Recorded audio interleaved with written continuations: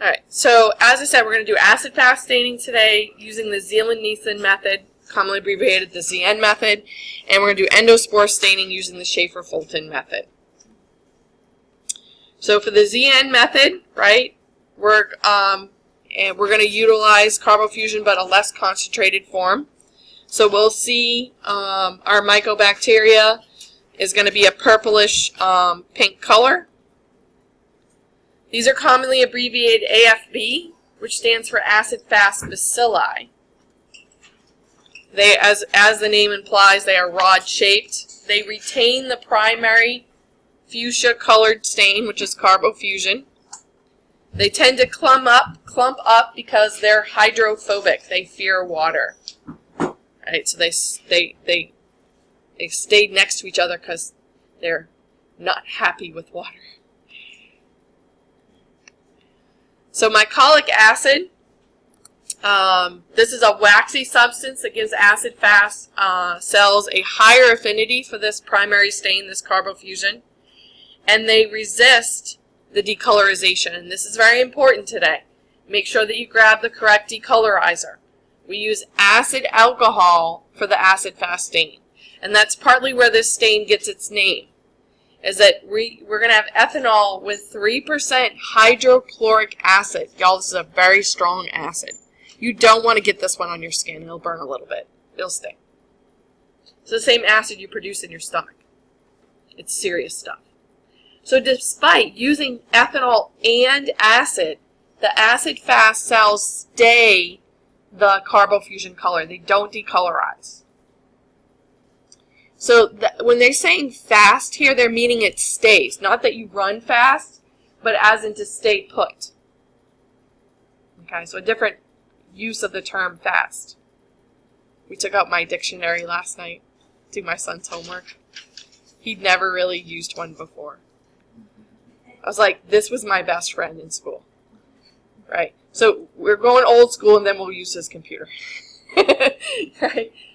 But yeah, if you actually look in the dictionary, right, there are other meanings of the word fast other than to, run fast, move quickly, right? So, and this is one of the alternate meanings. So these cells, if you were to gram stain them, they're going to come out gram positive, but they don't really retain a lot of this, or they don't actually get stained a lot. The problem here is they have peptidoglycan layer, but then they have this additional layer that contains the mycolic acid. And so it's really hard to get stains to penetrate into these cells. So one of the things that we're going to do today that's going to help with this is we're going to do what to the cells? Why'd we turn that on? We're going to steam them. We're going to heat them. Moist heat. What happens to wax when you heat it? It melts. Anything that gets in that wax is going to, when that wax cool, be stuck, right? So we're literally kind of melting it so that the dye sticks in it. So notice, as I said, very, very hydrophobic. The phospholipids right down here have about 20 carbons, 12 to 20 carbons. Your mycolic acids, as you can see, they vary. You have long ones and short ones, but they have anywhere from 50 to 60 to 20 to 26 carbons long. And that's carbon and hydrogen. And they're all about sharing electrons equally. So no charge here. And that's why it does not like water, right? Fats don't like water. They're not charged molecules. Water, on the other hand, becomes charged. It's polar, right? That oxygen's very greedy. He wants all the electrons to himself.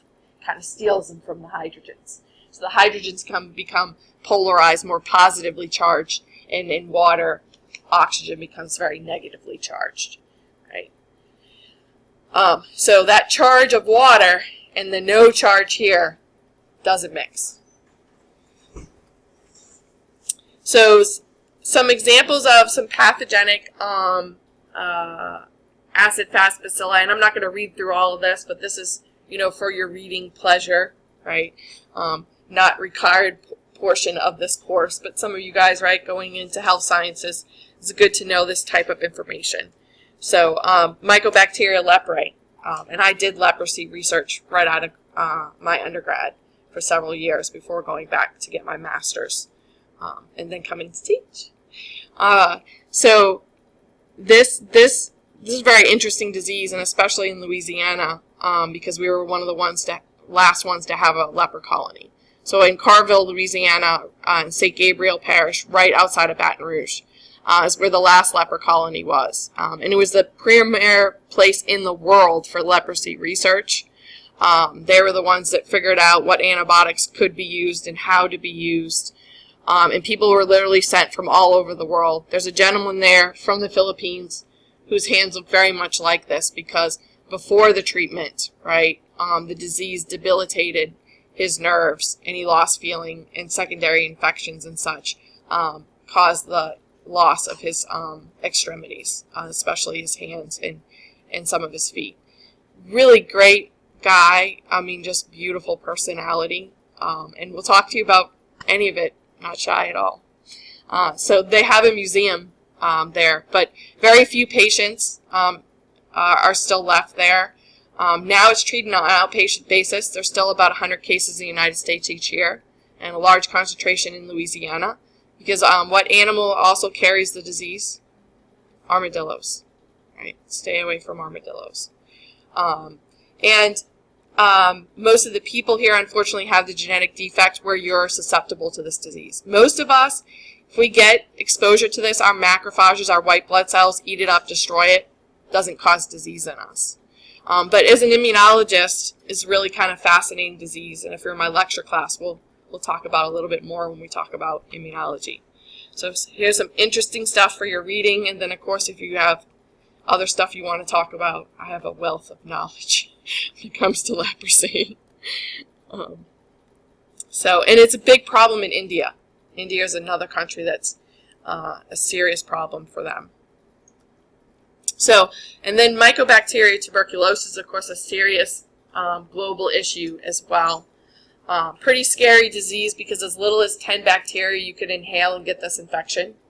The good news, again, is we've got antibiotic treatment. The bad news, of course, is that we've got resistance in some of the strains, and pretty serious resistance, where we have strains that are extremely drug resistant. And treatment can be really difficult because of the immunological response to the disease. They can hide inside of our macrophages. The bacteria can, and they're not killed like they would normally be. Your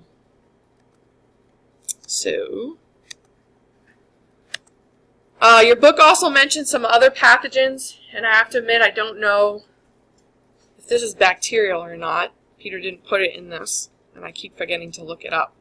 But these guys would stain acid-fast positive and can cause pretty serious condition in the inner lining of the valves in the heart. And then this one is actually a eukaryotic, and of course this picture isn't an acid-fast stain, I don't think, because it's not the right colors. But they use it for staining the spores produced by these eukaryotic parasites. They're in the same classification of Plasmodium. Remember, the Plasmodium that we looked at is what causes malaria. So, for today, as you can see, we have our steaming apparatus. If you arrange them like this, we can, and I think you guys at the front table have 4 people, right? We can get 4 slides all on at once. There's filter papers up front already pre-cut for you to put onto each one of your slides. And this is to keep the slide moist with stain the whole time. How long are you staining? 5 minutes, right? So you can take turns, what I call babysitting, right? When you have slides on here, there has to be somebody in your group standing in front of it, making sure these don't dry out. You don't want it overflowing, right? You want it moist, though, glistening the whole 5 minutes. You got to sometimes add more dye, right, to keep it from drying out.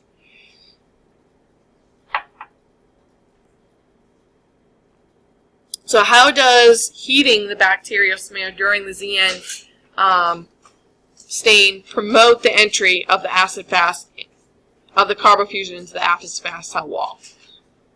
That cell wall is what? It's waxy, right? It melts under the heat, and this helps trap the dye, right, in the melted or liquefied mycolic acid associated with the cell wall of these mycobacteria.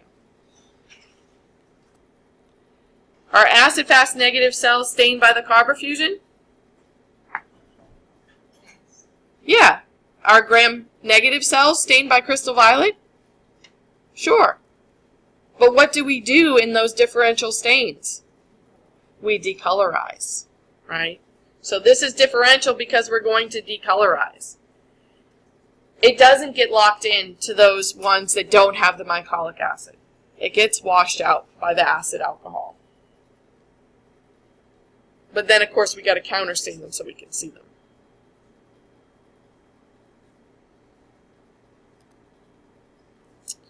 Why do you suppose the acid-fast stain is not as widely used as the gram stain?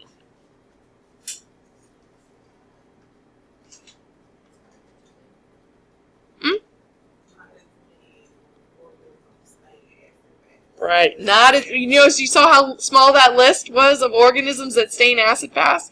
Really, just mycobacteria and a few others are going to actually come out positive, as you guys experienced, right, in our lab, and we went through just some of the organisms we use in lab. We kept saying what over and over again for their acid-fast reaction? Non-acid-fast. We only have one in this whole lab that's going to stain acid-fast. One organism. Okay? So if you have a mycobacteria, that's where it's more useful, right? Because, bam, you just narrowed it down to a single organism, right? So if I give you that one to you as an unknown, you do an acid-fast stain, and it comes out good, you're like, I have the mycobacteria. I won the mycobacteria lottery. The rest of you, right, it's going to come out what? Negative. You're back to square one. Where your gram stain is going to tell you more information because it's going to basically divide your possibilities in half. About 60% of all known bacteria are gram-negative, 40% are gram-positive. Right? So there's more information with that when you're looking at the whole population of possibilities out there. And then, as I said, the acid-fast are going to be what? Gram-positive or gram-negative? They're going to be gram-positive. But again, they tend to be lightly purple because it's hard to get the purple in them.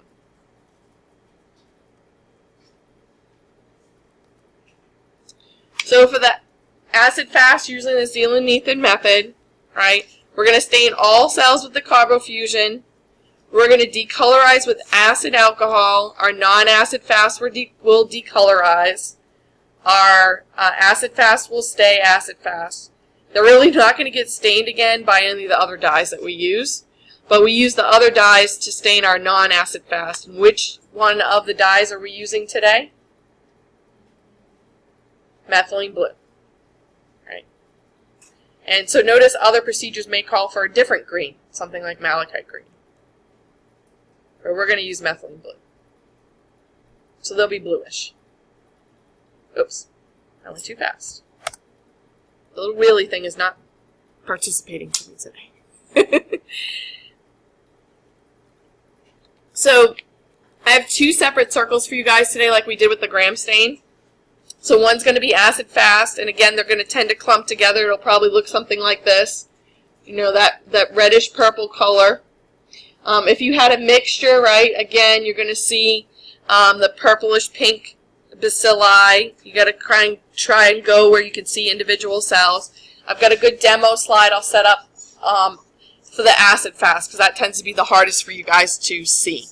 And the non-acid-fast are going to be really easy. And again, we're using Staphylococcus epididymis, so you will see the bluish coccine clusters on the other circle of your slide. I pre-made those slides for you guys. So again, remember scientific method always, right? Why are we doing it? How do we do it? What are the results? What do these mean? Right?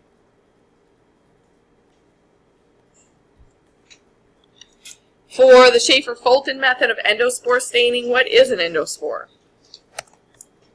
This is important because you say spore, right? People think reproduction. And at one time they probably really thought it was reproduction. But in fact, it is a dormant cell type that some bacteria can form. Not all. That only some can form. And again, it's going to be under harsh, poor conditions. That could be things like nutrient depletion, which is what we've done to our cells, or dehydration, or changes in temperature, oxygen availability or tolerances. The spore coat ultimately is protecting the DNA, right? That's the most precious thing. That's what dictates the cell, right? What it can do, how it can do it. So when conditions become good again, it can become that cell all over again because all the information it needs to be what it was is encoded in that DNA. So that's what has to be stabilized and protected, right? One of the main reasons why cells die is their inability to maintain their structural integrity to their proteins, but also if you disrupt their DNA, you'll kill them. So saprophytes, anyone know what a saprophyte is? Eats dead stuff, right? We're saprophytes. I don't know about you, but I don't eat anything that's still alive. I don't know about plants, that's a kind of tricky subject. What do you think, Andrew? When we eat plants, most of them, they're dead. Yeah. That's a line. That's a weird line. But as far as animals go, we definitely don't eat animals that are still alive normally. Right? There's some few exceptions there. But, I'm pretty sure when you eat a steak, the cow is dead. Right? And I always say that, like, the apocalypse happens, I'll become a chickatarian because I don't know if I could kill a cute little cow. They're so cute. I love to eat them, though. Someone else kills it for me. I'd kill me a chicken, though. No problem there. Alright, so what we're eating, right, is organic matter. It was once living, right? So a lot of organisms that eat stuff that's dead are helping put it back into the environment. Not really the case for us, but especially for microorganisms. These are our main decomposers. They're heterotrophic, which is another term, so we need to define that, right? So what does that mean? It's referring to where they're getting their carbon. And where is the carbon coming from? What they're eating, right? And what are they eating? They're eating something that was once living. So they're eating organic matter. So a heterotroph is an organism that requires carbon from an organic source. Unlike autotrophs like plants, where do they get their carbon from? No, that's the energy. Where's the carbon come from?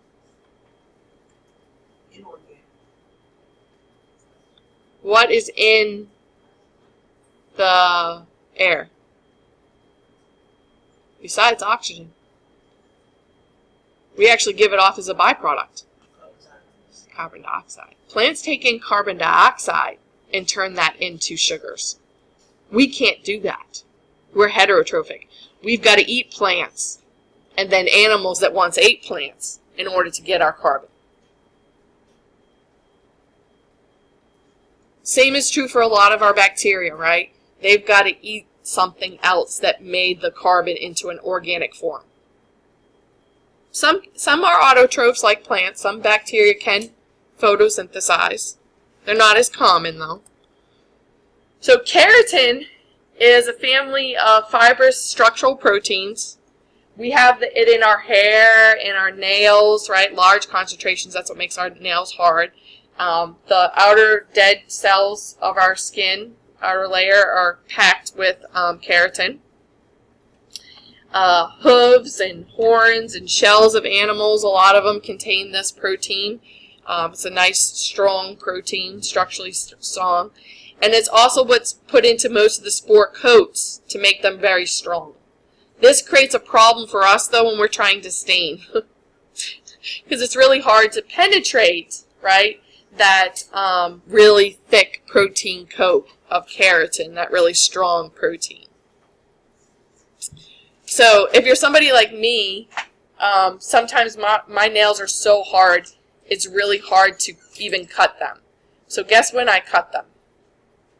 After I've taken a nice hot shower or bath. Because guess what the heat in the water does to the keratin? It softens it. So what are we going to do today? We're going to heat it to what? Soften it so that we can get the dye to stick to it. So lots of nasty pathogens out there that are spore formers. So Bacillus anthracis is a spore former. The good news is it's a very serious pathogen, right? At one time, somebody put a whole bunch of spores in the mail. That powder was endospores. Someone else inhales that. Those germinate, and this is a really bad bacteria, right? It will kill you. Even with treatment, if not caught early, it will kill you. The good news in the United States is we've done a really good job, for the most part, of cleaning up any cases of anthrax, of wild animals and animals. So for the most part, the spores aren't really in the environment in the United States. So your exposure is extremely limited. Not so in other countries around the world, right? And this is where it can be scary. So we do have a vaccine for anthrax, though. We don't widely give it because there's not a necessary.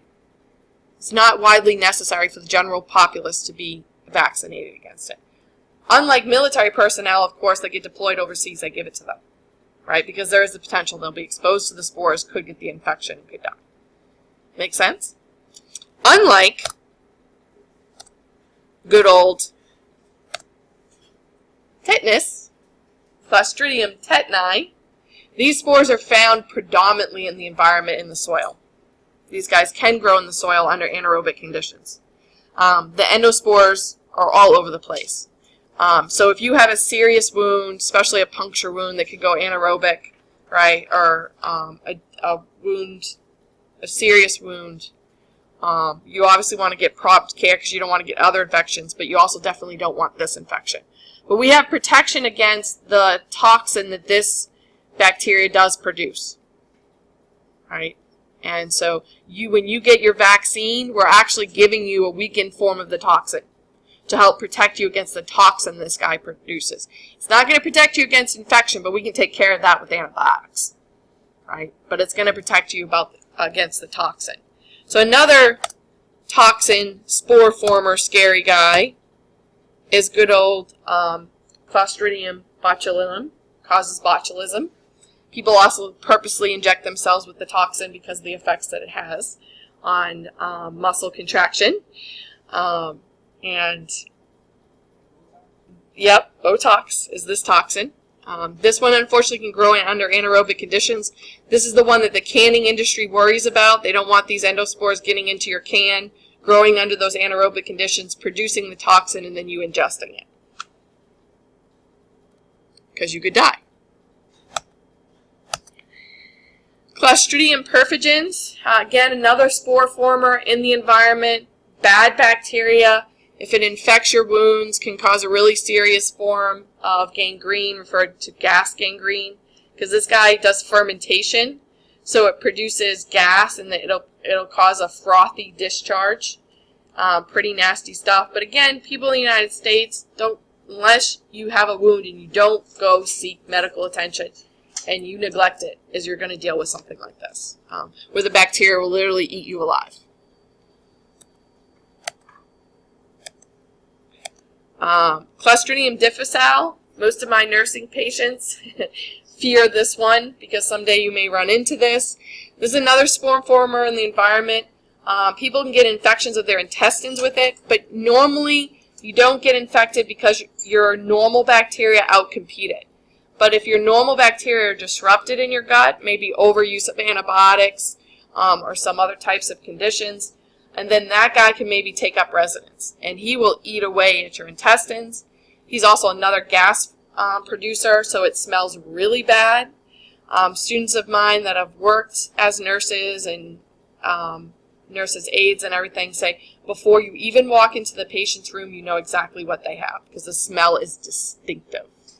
Very distinctive. Is that the fecal transplant? This is the one where they're going to do a fecal transplant because, again, they need to reestablish your normal microbes in your gut so that this guy can't take up residency again.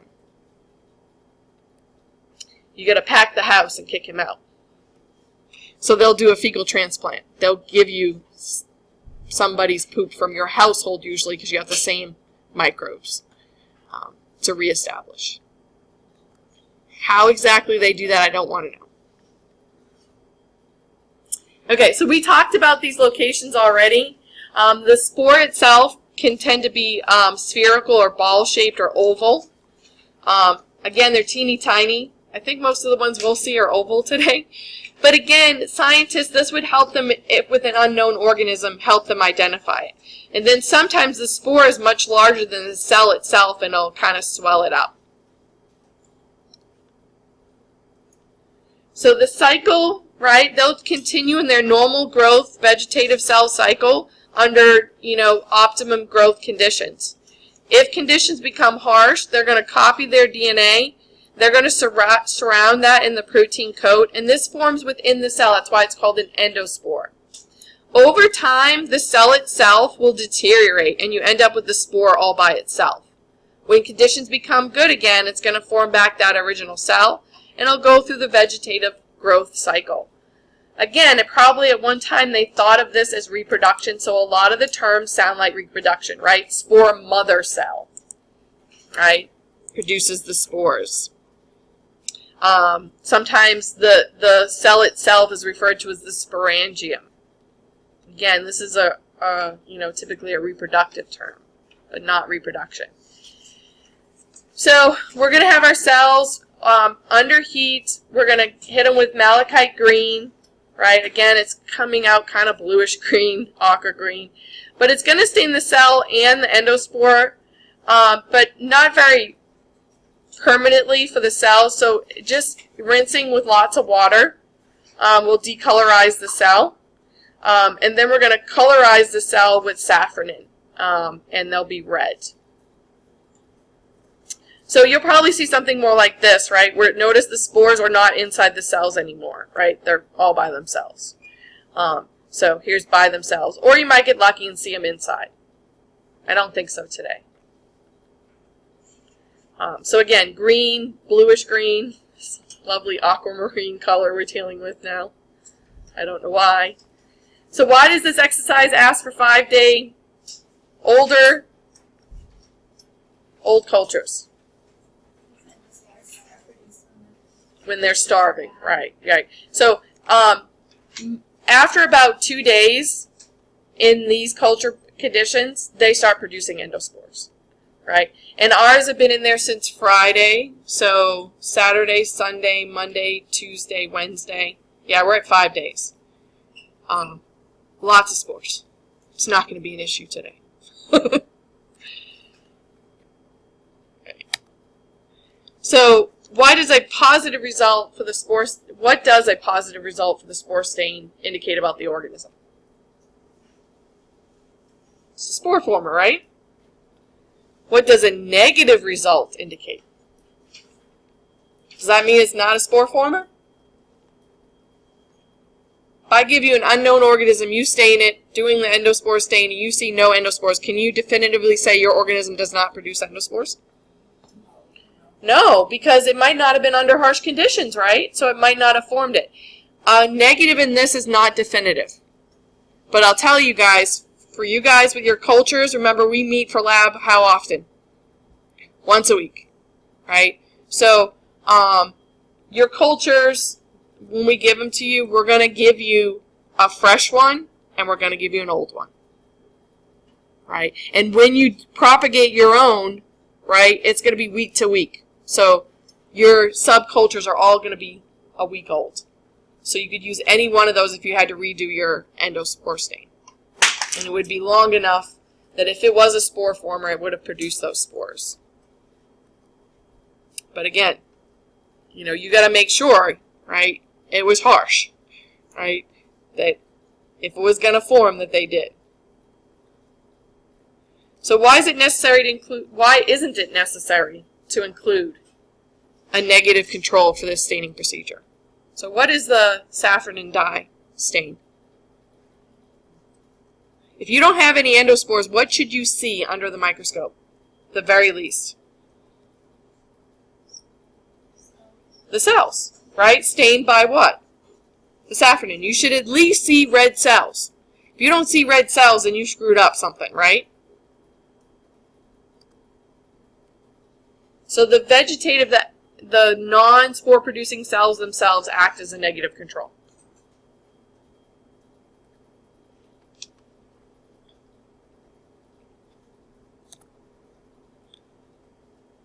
Spores don't stain easily, right? This is why we're going to do the heat. We've already worked with one of these bacilli.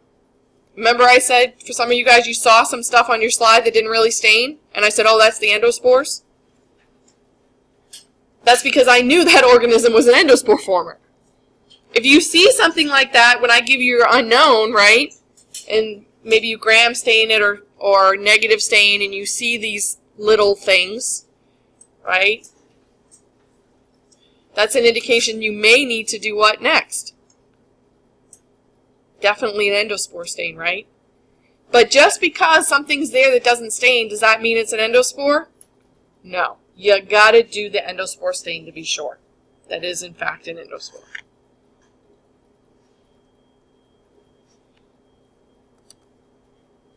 Right? Our scientific method, right? Why are we doing it? How are we going to do it? How are we going to record our results? We're going to write them down, right? What does it tell us? What does this mean? So some tips and tricks for today to successfully get things done quickly. So I've already made acid-fast smears for you. So we can get started because you notice we're steaming nice and good. We're going to get started right away. I'm going to come around to each group and give you the number of slides for the number of people at your group.